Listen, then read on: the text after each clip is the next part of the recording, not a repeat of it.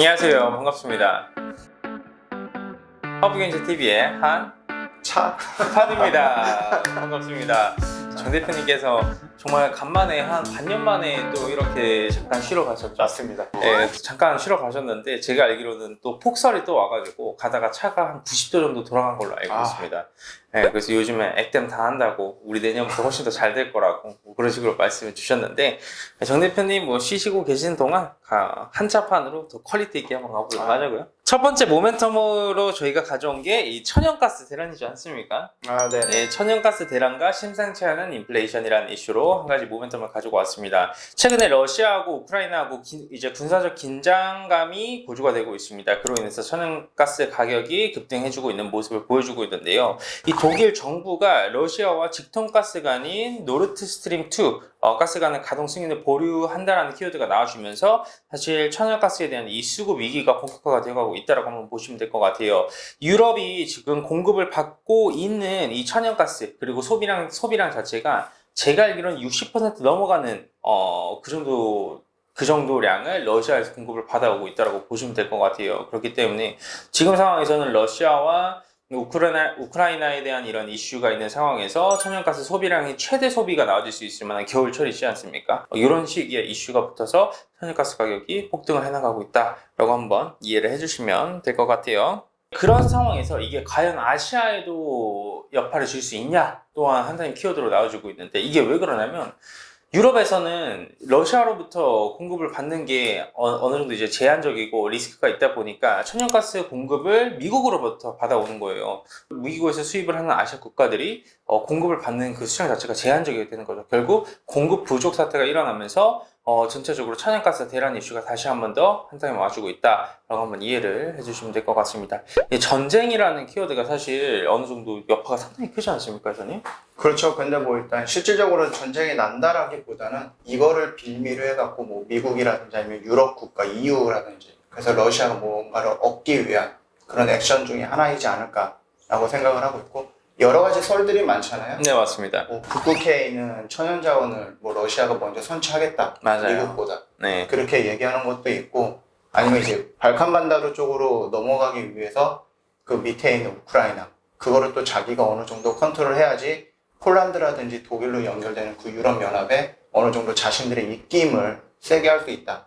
뭐 이런 부분도 있어갖고 결국은 이제 미국이랑 조금 대립하려고 하는 그런 모습이 이번 전쟁의 키워드로 좀 봐도 되지 않을까? 사실 그동안 코로나 사태로 인해서 저유가 시대를 저희가 한번 살아가지 않았습니까?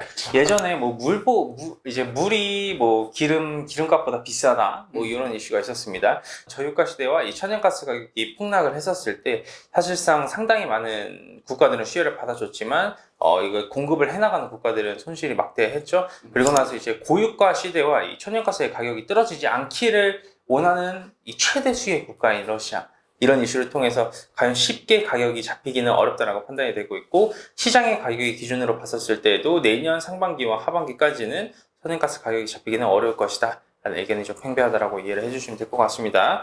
그렇기 때문에 대한민국 내에서도 이 천연가스 관련된 기업군들 중에서 실제 거래량이 붙어주고 거래 대금이 붙어주면서 바닥에서 움직여주고 있는 종목군들이 좀 있습니다. 그렇죠?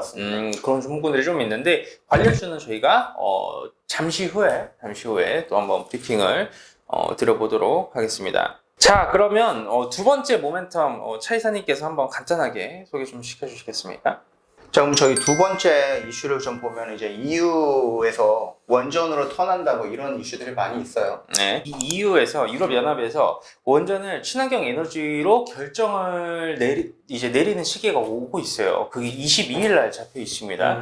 EU가 원전을 친환경 에너지원으로 규정을 하면서 시사를 하게 될 경우에는 원자력 부문에 중요한 구조적인 변화가 보여질 수밖에 없어요. 사실 이 친환경 에너지로 인정을 받게 될 경우에는 파급력 자체가 어마어마합니다. 왜 그러냐면 당장 1조 원 유로라고 하는 133조 원이라는 규모 자체가 조금 유연하게 움직여줄 수 있어요.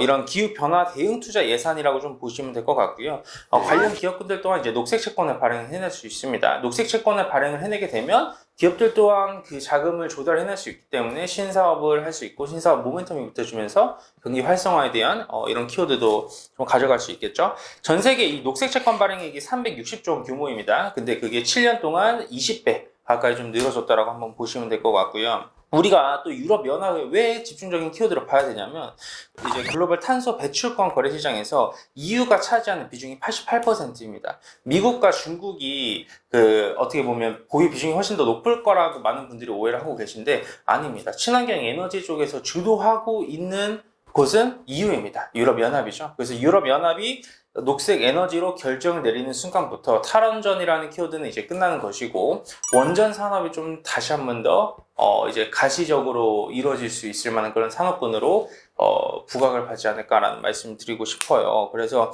이번에는 미국과 중국을 넘어선 리더십을 가지고 있는 EU의 결정으로 인해서 원전 산업이 얼마만큼 부각받아줄 수 있느냐가 좀 중요한 키포인트지 않을까라는 말씀을 좀 드리도록 하겠습니다. 그러면은 네네. 그거의 결정에 따라서 우리나라도 원전이라는 키워드를 달리 봐야 되는 그런 흐름이 나올 수도 있겠네요. 그런 흐름을 저희는 무조건 기대해야 된다라고 생각을 하는데 최근에 이제 정부에서 결정이 나왔습니다. 녹색 에너지에 영향을 받아줄 수 있고 정부의 지원을 받아줄 수 있으면 정부 예산이 집행될 수 있고 기업들이 녹색 채권을 발행을 해줄 수 있을 만한 근데 거기에서 원전은 제외가 됐습니다. 최근에. 대한민국은 내년에도 탈원전 기조를 유지를 하는 게 확정이 나와버렸기 때문에 대한민국 국내 기업군들은 국가 예산 안에서는 투자를 받을 수가 없고요. 녹색 채권 또한 발행을 받을 수 없다라고 한번 이해를 해주시면 될 것 같습니다. 이게 좀 많이 아쉽죠. 해외 건수를 수주하기 위해서 총력전을 벌이고 있지 않습니까? 그렇죠. 뭐 지금 정부도 네. 뭐 탈원전 얘기하는데 그건 우리나라 그렇죠. 해외 쪽으로 나가면 그 기술력을 가지고 이제 수출을 한다. 이렇게 좀 보시는 것도 뭐 폴란드, 체코, 이집트 등등 상당히 많으니까 앞으로 이런 케이스가 발행되고 있다 보니까 우리 관련 기업분들 또한 충분히 수혜를 받을 수 있지 않을까. 대한민국도 이 원전 기업분들이 상당히 기술력이 어마어마하지 않습니까? 그렇죠. 뭐 어디 네. 내놔갖고 딸릴 일은 없죠. 맞습니다. 그렇기 때문에 좀 중요한 결정이 이번 주에 좀 결정이 판가름이 나고 직접적인 투자가 집행이 되는 시점이 이제 다가온다. 아주 중요 키포인트지 않을까라는 말씀 드리겠습니다. 자, 좋습니다. 그럼 관련 기업군들을 좀 간단하게 좀 체크를 해볼 건데 역시 천연가스 하면 어떤 기업군들이 좀 생각이 나십니까? 일단 뭐 천연가스 하면 뭐 우리나라 이름 들어가 있는 한국가스공사, 한국 뭐 이런 우리가 좀 눈여겨보는 것도 괜찮을 것 같고요. 예, 한국가스공사가 이제 천연가스를 또 수입을 해가지고 판매를 하는 기업이지 않습니까? 네, 맞습니다. 그리고 뭐 이제 뭐 좀 시가총액이 작은 기업군들은 뭐 대성에너지나 뭐 GSE 정도 네. 관심 있게 보시면 되지 않을까. 근데 역시 대한민국 안에서 천연가스 하면 한국가스공사이지 않을까. 그렇죠. 뭐 에너지는 뭐 정부가 거의 독점한다라고 봐도 되는 거니까. 맞습니다. 예. 자, 그리고 두 번째 볼 이제 원전 관련주들은 사실 저희가 원전 관련주들은 브리핑을 좀 많이 드렸죠. 많이 드렸는데 어떻게 이사님의 탑픽이 좀 있으십니까? 일단 원전 하면은 뭐 한정기술 그다음에 뭐 근데 제가 또 제일 좋아하는 종목이라고 하면 뭐 두산중공업 정도를 좀 보면 될 것 같거든요. 저도 두산중공업 제일 그렇죠. 싫어해요. 저희가 한 대표님 앞에서 두산중공업을 논하는 네. 좀 그런데 네. 두산중공업이 워낙에 좀 이번에 구조조정도 해갖고 탄탄한 기업으로 탈바꿈한다라는 그렇죠. 뭐 그런 뭐랄까 목표도 있다시피 하니까. 그리고 뭐 한 일진파워 정도 네. 이렇게 세 가지 기업 정도만 좀 관심 있게 보시면 되지 않을까. 최근 들어서는 역시 한전기술이 대장이죠. 많이 올라갔죠. 네, 이번에 컨소시엄 구성에서 어떻게 보면 수주전에서 총력전을 이제 키우고 있는 컨소시엄 기업군들이 한전기술과 두산중공업이 사실 메인이거든요. 그래서 그 두 기업은 좀 실수혜를 받아줄 수 있지 않을까라는 말씀도 좀 드리도록 하겠습니다.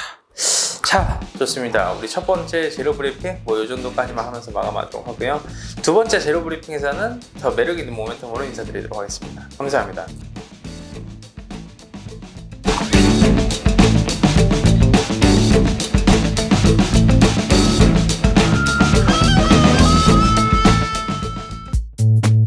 허브경제TV가 텔레그램 공식 채널을 오픈했습니다. 실제 투자에 도움이 될 수 있는 수준 높은 주식 정보를 실시간으로 제공해드립니다. 지금 바로 텔레그램 허브경제TV 채널에 입장하세요.